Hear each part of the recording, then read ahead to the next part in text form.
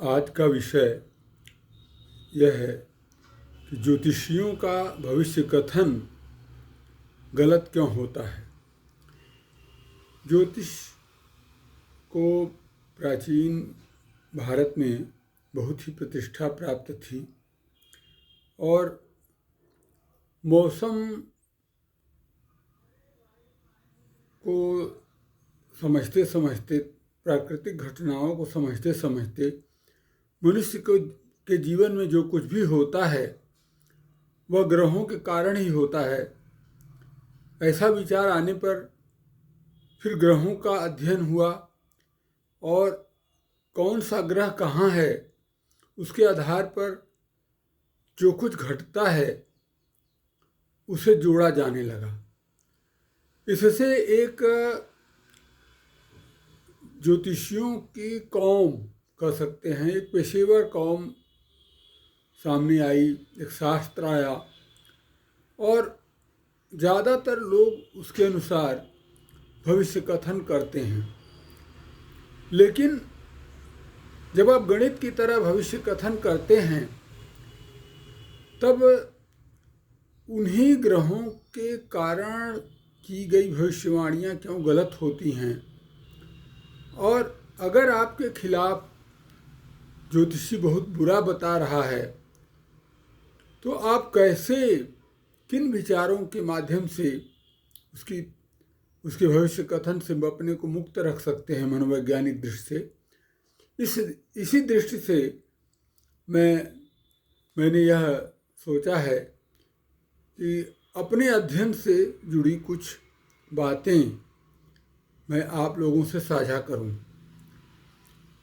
ज्योतिषी या प्राचीन ज्योतिष में एक महत्वपूर्ण पिछड़ापन कह सकते हैं, यह है जो उसकी मजबूरी है। वह मूलतः पृथ्वी को केंद्र में रखकर जीवन को, जब लग्न मुहूर्त की जब कल्पना करते हैं लग्न की, राशि की, तो राशि तो चंद्रमा पर आधारित होती है। लग्न जो है वह पृथ्वी की क्षितिज, उस समय क्षितिज पर जो राशि रहती है उसी को लग्न घोषित करते हैं और उसी के हिसाब से सोचते हैं। एक तरह से देखिए तो हर व्यक्ति की कुंडली पृथ्वी की कुंडली है। उस समय की जो पृथ्वी सामने रहती है, जिसके सामने क्षितिज के सामने जो पृथ्वी रहती है, उस समय की कुंडली पर ही आधारित पूरी तरह से वही मनुष्य का, व्यक्ति का माना जाता है। उस समय जो जन्म लेता है उसे माना जाता है। सिद्धांततः यह ठीक है कि हम चूँकि प्रभाव का अध्ययन कर रहे हैं तो पृथ्वी पर क्या प्रभाव ग्रहों, दूसरे ग्रहों के पड़ रहे हैं। गुरुत्वाकर्षण के प्रभाव होते हैं, चंद्रमा का प्रभाव परिलक्षित है कि ज्वार भाटा के रूप में आता है। तो एक तरह से पर्यावरण के रूप में अगर अध्ययन किया जाए, गुरुत्वाकर्षण के प्रभावों के रूप में, तो ये इसका एक तर्क बनता है और यह उसी आधार पर जो है भविष्य कथन किया जाता था। लेकिन जब हम इसको देखते हैं कि वास्तव में क्या है, कमियां कहाँ से हैं, एक तो इसमें शोध बंद हो गए। जिन प्राचीन ऋषियों ने इसकी अवधारणा दी, स्थापनाएं दिया, वे तो चले गए और शास्त्र रूप में छोड़ गए। उसमें नया अध्ययन बंद हो गया, आधुनिक दृष्टि से उस पर विचार नहीं किया गया। दूसरी बात यह है कि उसमें 12 राशियों में सभी ग्रहों को रख कर देखा जाता है और कुछ अंश में तक अस्त की परिकल्पना है, ग्रहों के अस्त होने का, वक्र चाल चलने का है, तक तो है। लेकिन यह नहीं देखा गया कि वास्तव में जो सौर मंडल है उसमें जो ग्रहों की दूरी है वह बदलती है। जैसे जिधर पृथ्वी है उधर मंगल का होना नज़दीक लाता है। लेकिन जब मंगल सूर्य के दूसरी ओर चला जाए तो वह दूनी दूरी हो जाती है। तो वहाँ सूर्य का जो गुरुत्वाकर्षण होगा, सूर्य का जो प्रभाव होगा, उसके पीछे ग्रहों का नगण्य होगा। तो उस नगण्यता को जो है ज्योतिष में ध्यान नहीं दिया जाता। जैसे मांगलिक घोषित किया जाता है तो मंगल की दो स्थितियां हो सकती हैं। एक तो सूर्य के बहुत नज़दीक आ जाए और पृथ्वी के बाद सूर्य के बाद पीछे कहीं हो परिपथ में।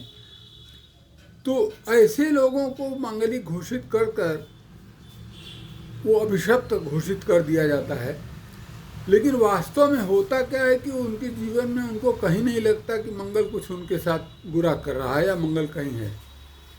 तो इस तरह से ये सौरमंडल को रखकर दो तरह की स्थितियां बनती हैं। एक तो सौर पृथ्वी की ओर, जिधर पृथ्वी है उधर सारे ग्रहों का घूमना, जैसे उधर बृहस्पति भी हो उसी ओर, तो बृहस्पति नज़दीक होगा पृथ्वी से। अगर बृहस्पति सूर्य के पीछे चला गया या सूर्य के नज़दीक आता जाता है कुंडली में, तो वह जो है वह दूर होता जाएगा। स्वाभाविक है कि बहुत इतनी दूरी होगी कि बहुत असर नहीं पड़ेगा। इसी तरह वो बुरे ग्रहों को, जिसको बुरा ग्रह घोषित किया गया, उसका भी हाल यही होगा, शनि का भी यही हाल होगा। इन चीज़ों का अध्ययन नहीं किया गया है। तो एक महत्वपूर्ण कमी यह है कि ग्रहों में जो ग्रह घूमते हैं, परिक्रमा करते हैं, इनके स्थान को रखकर आधुनिकीकरण नहीं किया गया है ज्योतिष में। इसलिए ज़्यादातर ज्योतिषी गलत सिद्ध होते हैं। और स्वयं देख लेना चाहिए कि वास्तव में क्या स्थिति है, सूर्य कहाँ है, किधर है। ज्योतिषी का अगर डरा रहा है और सूर्य के दूसरी ओर ग्रह चले, वही ग्रह है, भले उसकी राशि में हो, तो वह नहीं असर करेगा। तो इसी तरह दूसरा यह है कि पृथ्वी जब घूमती है तो हर समय हर ग्रह के राशि के उदित होने का समय बदलता जाता है। वो सूर्य के जब घूमती है, परिक्रमा करती है, तो वो पूरी तरह से एक परिक्रमा करती है। तो जो 12 भाव हैं उसमें जैसे ये जन्म स्थान का हुआ, उसमें सप्तम है और आय भाव का हुआ, मृत्यु भाव का भी हुआ, और बहुत से इस तरह से अलग अलग 12 के अलग फल बताए जाते हैं। तो यह बदलता रहता है। मूल चीज़ यह देखने की है कि आपको घोषित किया गया कि आपका दिन बहुत अच्छा चल रहा है और सारे अच्छे अच्छे काम होने हैं किसी को, तो ज्योतिषी तो बढ़ा चाह कर लगेगा कि बोल दिया कि बहुत अच्छा चल रहा है। अरे होता क्या है कि 6 महीने कई राशियां रात्रि में आती हैं। तो जब आप सोए रहते हैं तब वो आय भाव प्रकट उदित होता है, आय भाव की राशि उदित होगी सोते समय। 6 महीने, जैसे मैंने बताया कि 6 महीने इधर दिन के समय पड़ सकती है, 6 महीने वही राशि घूमती, चूँकि पृथ्वी घूमती रहती है, सौरमंडल की ओर चक्कर लगाती रहती है, तो वह रात के बजाय जो है दिन में। तो अब जो कार्य समय है उस समय आप बैठे हैं तो पता चला मृत्यु भाव चल रहा है, ग्रह तो अच्छे हैं लेकिन रात को चल रहा है, तो स्वाभाविक है कि अगर वो सच है तो अच्छे सपनों में बीतेगा, बहुत अच्छा नहीं होगा, क्योंकि वह सामने तो है नहीं, वो तो पृथ्वी के दूसरी ओर चला गया। तो इस तरह से बहुत से तर्क ढूंढे जा सकते हैं कि ज्योतिषी जो कह रहा है उससे 100% सहमत होने की ज़रूरत नहीं है, क्योंकि आप जब देखेंगे कि आपका मान लीजिए कि सृजन भाव है, सृजन भाव आधी रात को है, तो रात में सोए हुए हैं, सपना देखिए, अच्छे अच्छे बनाने के सपने देखिए, दिन में जागिए, पता है दिन में उदास हो जाइए। तो ये एक चीज़ है कि बहुत कम, अगर उसको एक अच्छा अवसर भी माना जाए तो वह आपको हमेशा नहीं उपलब्ध होता है। 24 घंटे में घूमते रहने के कारण, पूरी तरह से पृथ्वी के भी घूमते रहने के कारण, वह ऐसे समय पड़ेगा, अच्छा और बुरा भी समय हो सकता है कि आप दुस्वप्न देख, कोई बहुत बुरा ग्रह आपका जो है आपकी राशि में चल रहा है, लेकिन वो रात को पड़ रहा है 6 महीने तक या कुछ समय तक, तो रात को बुरा सपना देखेंगे और चला जा सकता है। उसके पीछे भी उसमें बताते हैं कि पामिस्ट्री का भी है, रोल होता है।